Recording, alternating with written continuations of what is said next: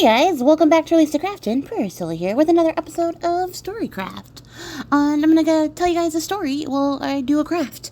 And since it's October, we're doing some spooky, scary stories. We're doing some continuation of the Tales of the Paranormal. And I am going to read to you guys a story by Vincent O'Sullivan called When I Was Dead. I think you guys will enjoy it. It's a bit of a spooky, existential, but not super scary story, but I think you'll like it. I had some thoughts I wanted to share at the end of it. They're not super profound, but I had thoughts. So we're just gonna jump into it. A little bit off the top, I wanted to tell you guys about Vincent O'Sullivan. If you've never heard of him, I hadn't until recently. When I'm digging around the library of public domain horror, I stumbled upon Vincent O'Sullivan. He was an American-born author, born in New York City in November of 1868. He lived all the way until July of 1940. He was actually very affluent from a young age. He lived in London and then would travel to France and sort of did a whole circuit travel of mostly Europe.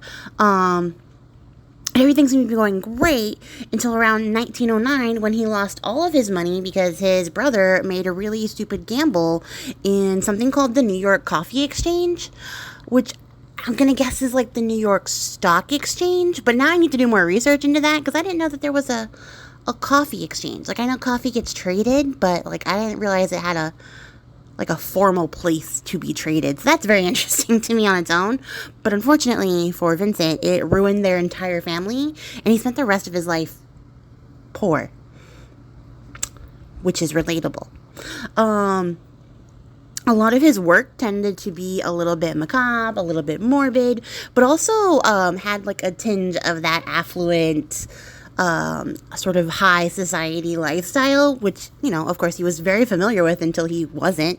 And I thought that was particularly interesting. It's kind of what drew me to his story in the first place, because he continued to write about those things, but in sort of a maudlin, sad way, a little bit spooky way, because he was so distant and separated from it. He was also, interestingly, a friend of Oscar Wilde, who, after his family's fall from grace, was very helpful to him during that time. So Oscar Wilde was a real one, and he supported him during that entire time. But he wrote a lot of short stories, including some supernatural fictions. They appeared in a bunch of collections, but this one I wanted to read to you guys is just a little tiny, a little guy of a story. But I thought it was really funny, and I thought it was one of those things that after I read it and I was done sort of having a good laugh, I sat and thought about it for a while and was oh, this was actually terrifying. And 2023 has done things to your brain because you didn't think this was terrifying when you read it. So after letting it bake for a while, it became drastically more scary as time went on. And I'll get into it at the end and let you guys know a little bit more about what I thought about it. But I guess it should be noted that this was first published in a Book of Bargains in 1896. So here we go. We're going to jump right into it. When I Was Dead by Vincent O'Sullivan. And yet my heart will not confess he owes the malady that doth my life besiege. All's well that ends well. That was the worst of Ravenel Hall. The passages were long and gloomy, the rooms were musty and dull, even the pictures were somber and their subjects dire. On an autumn evening, when the wind soughed and wailed through the trees in the park, and the dead leaves whistled and chattered, while the rain clamored at the windows, a small wonder that folks with gentle nerves went astraying in their wits. An acute nervous system is a grievous burden on a deck of a yacht under sunlit skies. At Ravenel, the chain of nerves was prone to clash and jangle a funeral march. Nerves must be pampered in a tea-drinking community, and the ghost that your grandfather, with a skinful of port, could face and never tremble, sets you, in your sobriety, sweating and shivering, or, becoming scared, poor ghost, of your bulged eyes and dropping jaw, he quenches expectation by not appearing at all. So I am left to conclude that it was tea which made my acquaintance afraid to stay at Ravenel. Evan Wilburn gave over, and as he is in the Guards and a polo player, his nerves ought to be strong enough. On the night before he went, I was explaining to him my theory. that if you place some drops of human blood near you and then concentrate your thoughts, you will after a while see before you a man or a woman who will stay with you during long hours in the night and even meet you at unexpected places during the day. I was explaining this theory, I repeat, when he interrupted me with words, senseless enough, which sent me fencing and parrying strangers, on my guard. "I say, Alistair, my dear chap," he began, "you ought to get out of this place and go up to town and knock about a bit. You really ought, you know." "Yes," I replied, "and get poisoned at the hotels by bad food and at the clubs by bad talk, I suppose. No, thank you, and let me say that your care for my health enervates me." "Well, you can do as you like," says he, rapping with his feet on the floor. "I'm hanged if I stay here after tomorrow. I'll be staring mad if I do." He was my last visitor. Some weeks after his departure, I was sitting in the library with my drops of blood by me. I had got my theory nearly perfect by this time, but there was one difficulty. The figure which I had ever before me was the figure of an old woman, with her hair divided in the middle, and her hair fell to her shoulders, white on one side and black on the other. She was a very complete old woman, but alas, she was eyeless. And when I tried to construct the eyes, she would shrivel and rot in my sight. But tonight I was thinking as I had never thought before, and the eyes were just creeping into the head when I heard terrible crash outside, as if some heavy substance had fallen. Of a sudden the door was flung open and the two maidservants entered. They glanced at the rug under my chair, and at that they turned a sick white, cried on God, and huddled out. "How dare you enter the library in this manner?" I demanded sternly. No answer came back from them, so I started in pursuit. I found all the servants in the house gathered in a knot at the end of the passage. "Mrs. Pebble," I said smartly to the housekeeper, "I want those two women discharged tomorrow. It's an outrage. You ought to be more careful." But she was not attending to me. Her face was distorted with terror. Ah, dear, she went. "We had better all go to the library together," she says to the others. "Am I master of my own house, Mrs. Pebble?" I inquired, bringing my knuckles down with a bang on the table. None of them seemed to see me or hear me. I might as well have been shrieking in a desert. I followed them down the passage and forbade them to enter the library. But they trooped past me and stood with a clutter around the hearth rug. Then 3 or 4 of them began dragging and lifting as if they were lifting a helpless body, and stumbled with their imaginary burden over to a sofa. Old Soames, the butler, stood near.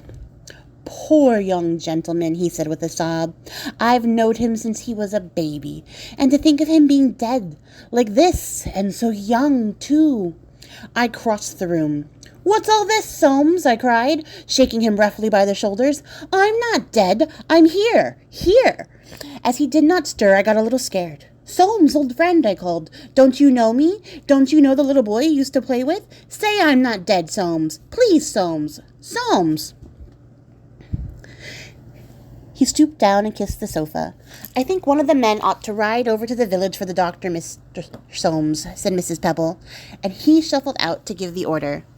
Now this doctor was an ignorant dog, whom I had been forced to exclude from the house because he went about proclaiming his belief in a saving God at the same time that he proclaimed himself a man of science.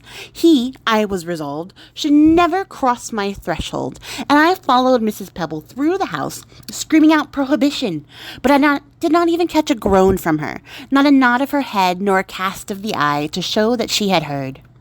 I met the doctor at the door of the library. "Well," I sneered, throwing my hands in his face, "have you come to teach me new prayers?" He brushed by me as if he had not felt the blow, and knelt down by the sofa. "Rupture of a vessel on the brain, I think," he says to Mr. Soames and Mrs. Pebble after a short moment. "He has been dead some hours, poor fellow. You had better telegraph for his sister, and I will send up the undertaker to arrange the body." "You liar!" I yelled. "You whining liar! How have you the insolence to tell my servants that I am dead when you see me here face to face?" He was far in the passage, with Soames and Mrs. Pebble at his heels, ere I had ended, and not one of the 3 turned round.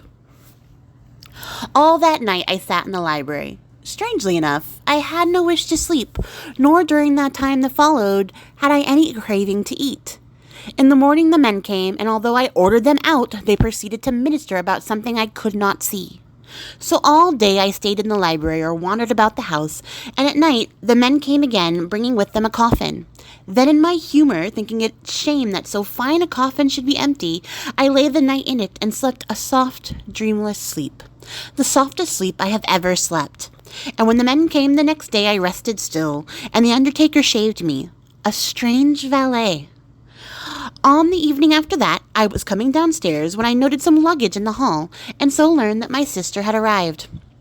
I had not seen this loathsome woman since her marriage, and I loathed her more than I loathed any creature in this ill-organized world.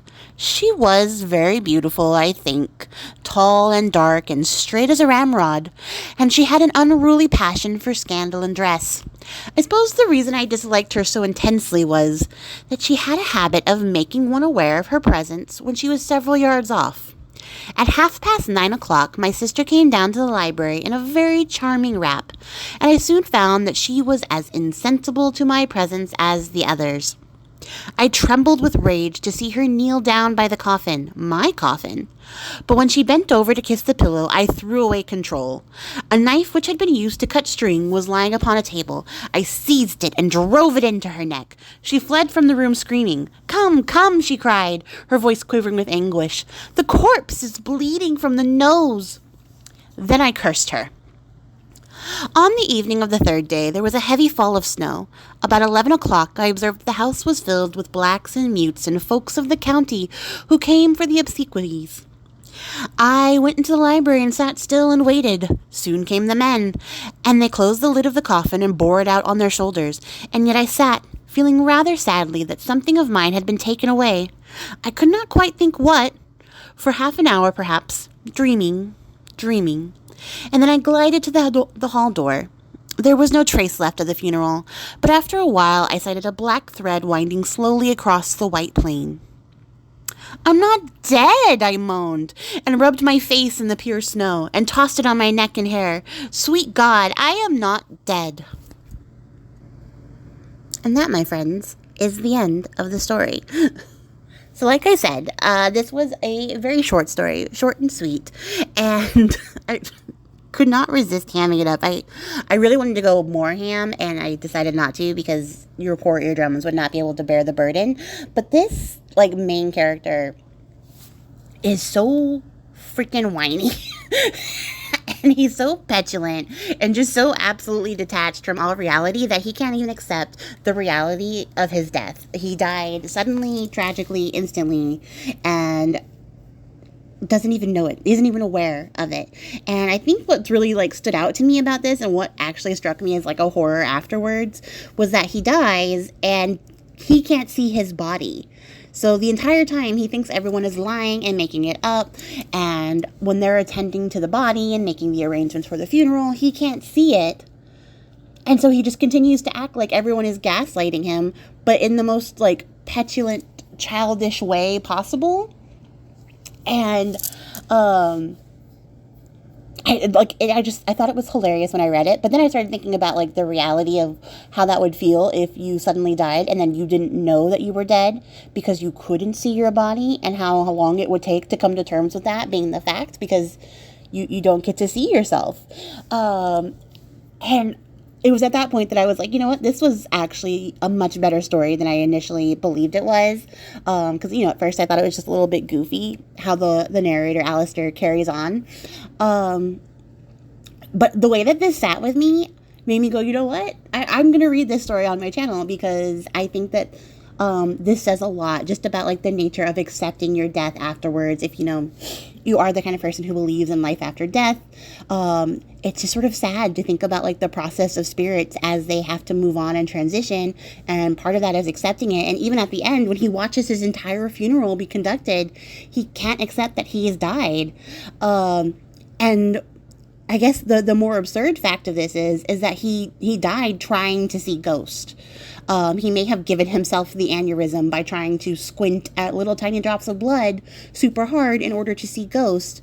And I thought it was really interesting that the only ghost that he's able to see, his little working theory, should be that you'll see, you know, like a spirit if you stare at these 3 drops of blood inside of this house that he apparently thinks has some spiritual energy. But he only sees an old woman whose hair is half white and half black, and she has no eyes. And it sort of gives me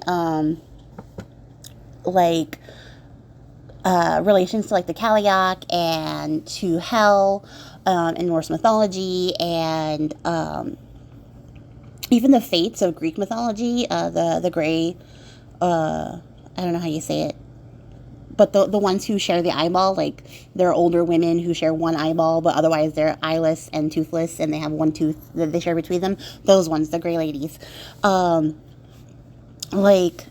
It sort of puts me in that sort of mindset, that sort of callback. Like he might not be seeing just a ghost. He might be seeing like some kind of psychopomp or a figure of death or a goddess of death, who sort of just like, keep it up and you will get to see me full time. And I think it's interesting because he tries to put eyes into the ghost, and every time he does, the ghost rots away before him. And when he is finally able to see the eyes of death is when he dies. And I thought that was just an interesting little bit of like narrative device added into the story that I completely missed in the first read through. So yeah, I just thought that this was like generally an interesting story, not a super long one, but there was a lot of stuff going on underneath all of the whining and the tantrum throwing of the narrator. Also, he really doesn't like his sister, because his first move when his sister is like saying goodbye is to stab her in the neck. Granted, he had been, you know, dead for a couple of days at that point and was probably very frustrated with everybody around him, but like, bro, that was an escalation. So that was a little crazy. But I think it's really interesting. I just thought this was a fun, interesting one to share. Let me know what you guys think about it in the comments. I'm really like curious what you think. What do you think the old woman represents? That's what I'm really curious about. And how do you think you would handle it? This is such a morbid question, but I guess, you know, there's not a better time of year for it. But like, how do you think you would handle it if you found yourself suddenly dead, or everybody was saying you were dead, but you couldn't see your body, so you didn't know? There was no confirmation. It's kind of a spooky thought, and hopefully it doesn't cause anyone too much distress. But yeah, that's going to be it for me, guys. If you made it to the end of the video, I appreciate your faces, and I'll catch you guys all in the next one. Till then, happy crafting. Bye!